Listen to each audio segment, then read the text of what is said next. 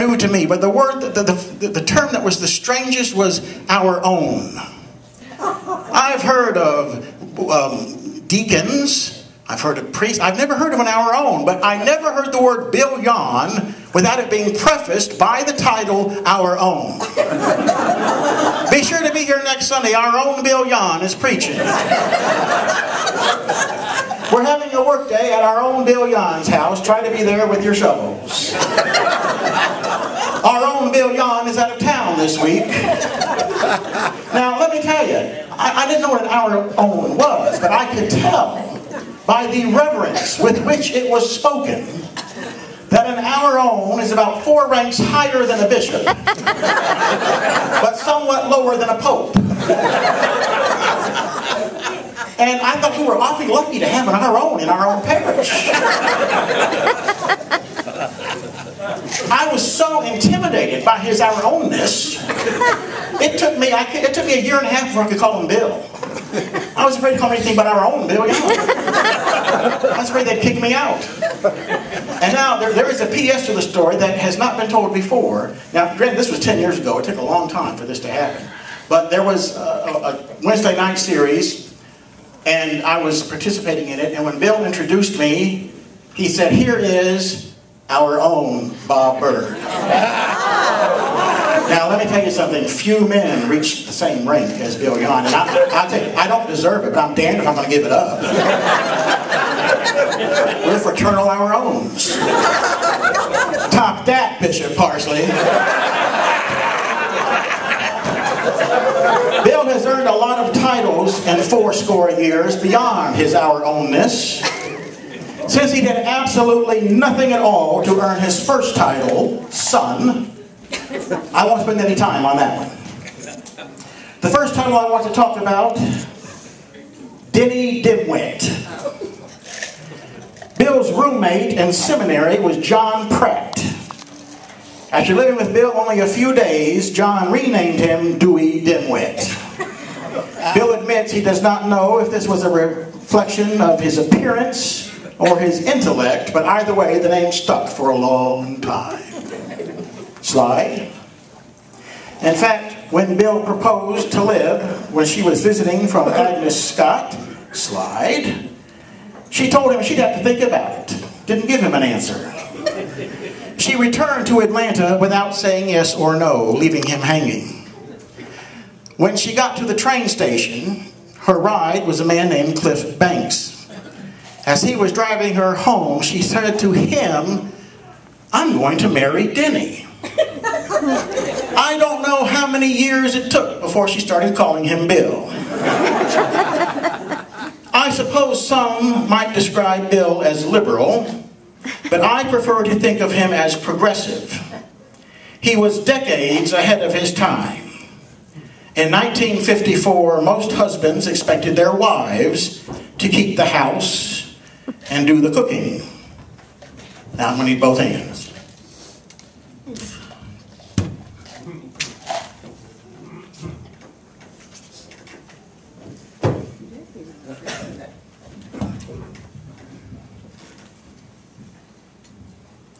Expected their wives to keep house and do the cooking, not Bill Yon. He shared in the duties of the home. Dinner was an adventure with Denny Dimwit in charge of the kitchen. One of his favorite meals, when it was his turn to cook, was blue spaghetti. He liked the way the blue pasta looked with the red sauce. Bill, I know that you asked for no gifts tonight. I couldn't help myself. Here's your red sauce. And in your honor, to take you back to the days of your halcyon youth. Can I get some lights up here? I've got some beautiful blue spaghetti for you. I want you to take this home and heat it up and enjoy it and think about me when you're shoveling this crap in your mouth.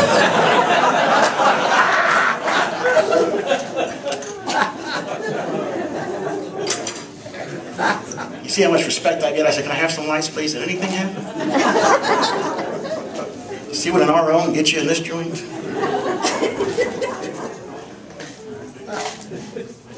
not surprised he didn't run up here to get his spaghetti. People think Bill is agreeable.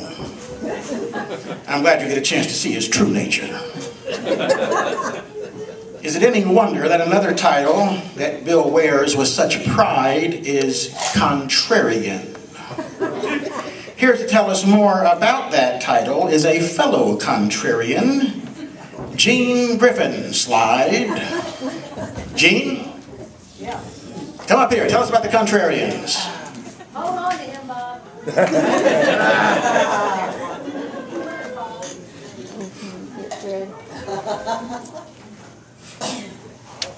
You can speak from down there or up here, your choice. You're going to help me.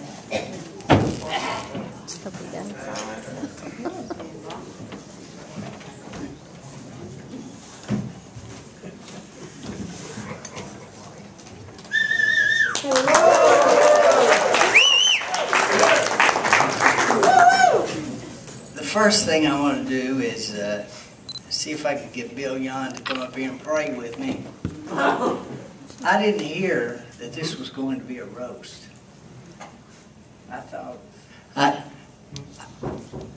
it was going to be like one of our family birthday parties where we all get up and say nice things about one another. That wouldn't be bad. Here it comes.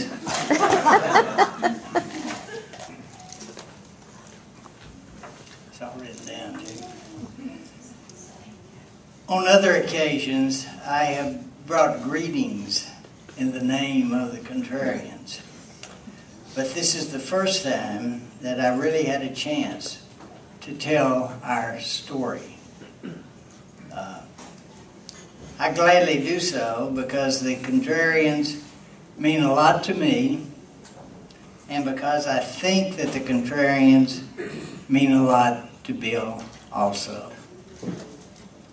In 1991, Barbara Booth invited Ann and Oliver Roosevelt, Liv and Bill Yon, and Janet and I to her Southside condominium for dinner.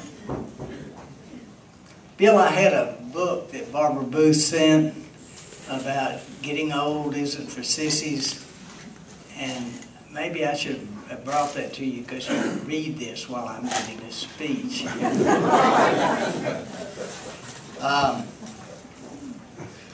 I did not know the Roosevelts and the Yon as well as I knew Barbara. She was the Contrarian catalyst. After a let's get better acquainted drink, Barbara crowded all 7 of us around a small table in the corner of her living room, dining room combination. That was a good move. Thereafter, regardless of the size of the table, it became a Contrarian tradition that for dinner we always sat together, ate together, and since there were few side conversations, we talked together. And we met monthly for years thereafter. And I can't remember a meeting when we were not all there. The quorum requirement was 7, and 7 it always was. After dinner, we would usually move into another room for more conversation. But on our first night together, we stayed put. We planted ourselves in those chairs in that corner. We all stayed planted far past the time when proper guests would have gone home. I'm going to say that it was like falling in love, because that night, I think we did. All 7 of us fell in love with all 7 of us. Then, as lovers often do, we quickly found something about which to disagree. We already had our first lover spat. Our discussion started out orderly enough, but as lovers quarrel sometimes do, it soon got a little noisy. I remember Bill helping me and two others off of our self-righteous high horses and got us back on track. That's one of Bill's many talents. I'll be back right back at this.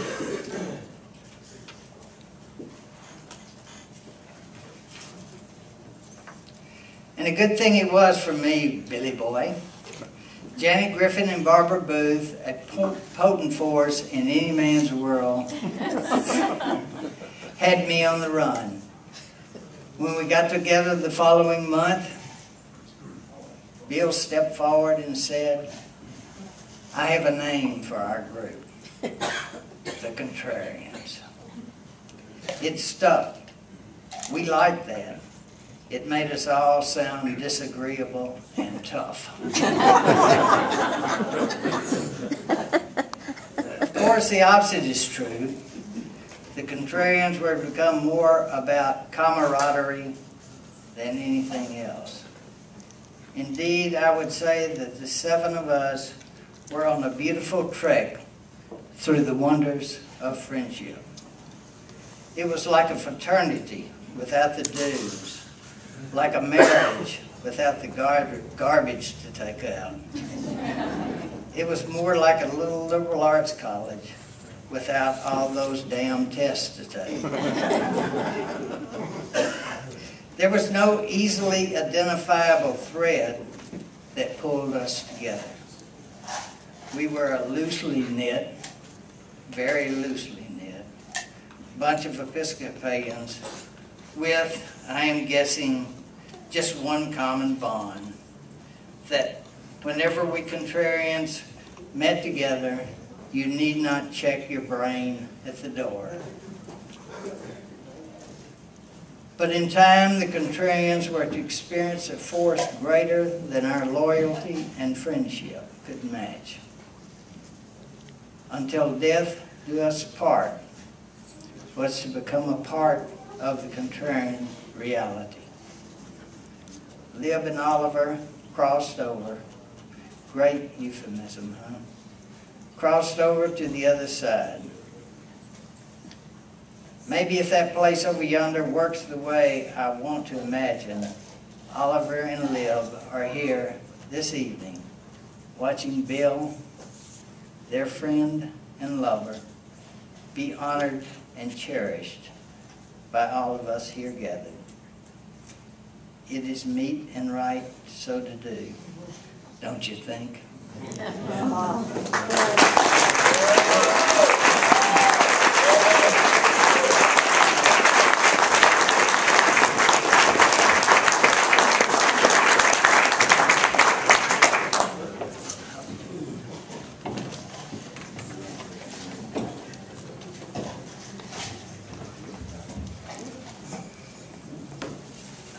Slide, more Contrarians.